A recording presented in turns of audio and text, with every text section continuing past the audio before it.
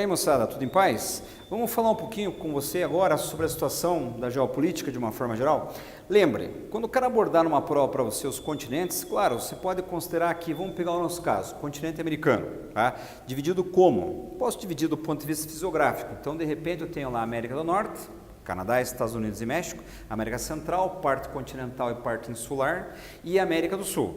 Foque muita atenção sua na questão da América do Sul, por uma razão muito simples. Nós temos o Brasil, que é um país-continente muito grande, nós temos as Guianas, nós temos a situação da América Andina e América Latina, Argentina, Paraguai e Uruguai.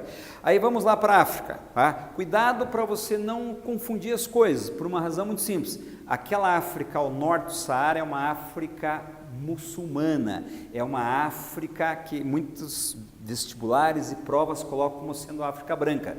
Aí temos a África ao sul do Saara, mas uma parte de países e uma parte de populações e de culturas e de etnias e etc., pega a região do Saara também. Lembre que tem uma região ao sul do Saara chamada Sahel.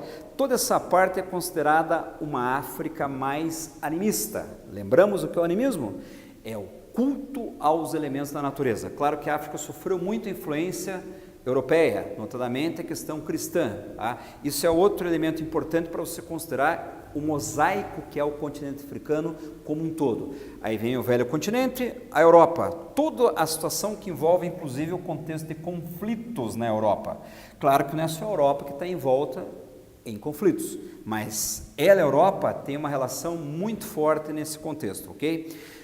Ásia, maior de todos os continentes. Lembre que tem características muito importantes nesse contexto. Olha, Ásia Meridional, muito abordado, principalmente quando se fala na questão das monções, uma característica climática importantíssima que envolve tanto o Índico quanto o Pacífico. Índia, Paquistão, Bangladesh são países importantes para você lembrar nesse contexto da chamada Ásia de monções. Sudeste Asiático, lembra da Indonésia, o país que tem o maior número de muçulmanos do mundo. Detalhe, Sudeste Asiático, onde que surgiu o islamismo? Oriente Médio. Tá? Lembra da situação, especialmente dela, Arábia Saudita. Meca, Medina, tudo isso são contextos importantes para uma prova, visto que o islamismo é a religião que mais cresce no mundo em número de adeptos. A religião que ainda tem mais fiéis no mundo é o cristianismo, ok? Aí você vai lá para aquele extremo oriente, Japão, pega a situação de uma Coreia do Sul, tá? Lembre que algumas coisas podem ser abordadas em prova, como por exemplo, o toyotismo, que quebra o paradigma do Fordismo.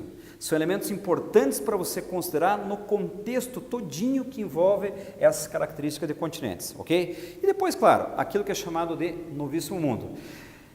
Lamentavelmente, ou não, depende de como que você enxerga isso, como é que você estuda isso, você tem que lembrar que os países que mais aparecem em prova são Austrália e Nova Zelândia, ok? Isso é considerado, então, o novíssimo mundo.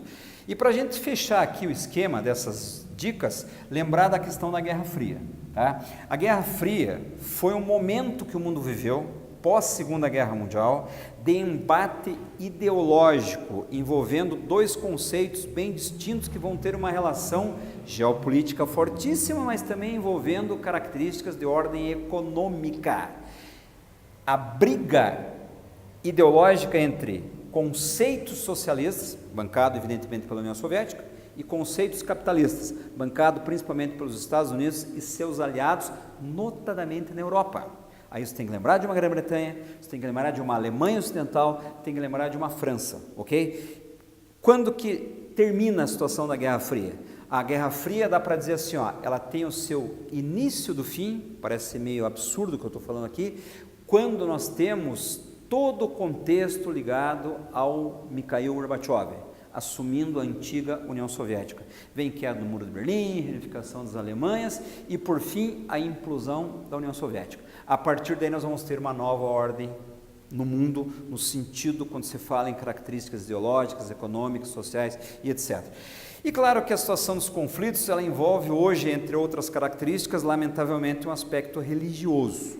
Você sabe que o mundo não é mais o mesmo mundo a partir de um evento chamado 11 de setembro de 2001.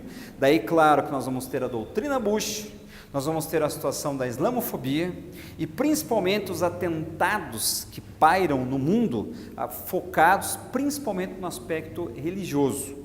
Lamentavelmente eu digo isso porque, afinal de contas, se fala muito nessa ideia de que todo muçulmano é um terrorista em potencial, menos. Tá? Na verdade, infelizmente, se misturam as coisas e claro que depois do 11 de setembro ficou muito o estereótipo em cima dessa situação. No mais, cara, espero que você faça uma boa prova, leia com muito cuidado essas características que envolvem esse tipo de situação, analise com cuidado, grife todos os detalhes, veja lá todas as assertivas que o cara vai colocando para você na prova, uma boa prova e até o trote. Grande abraço.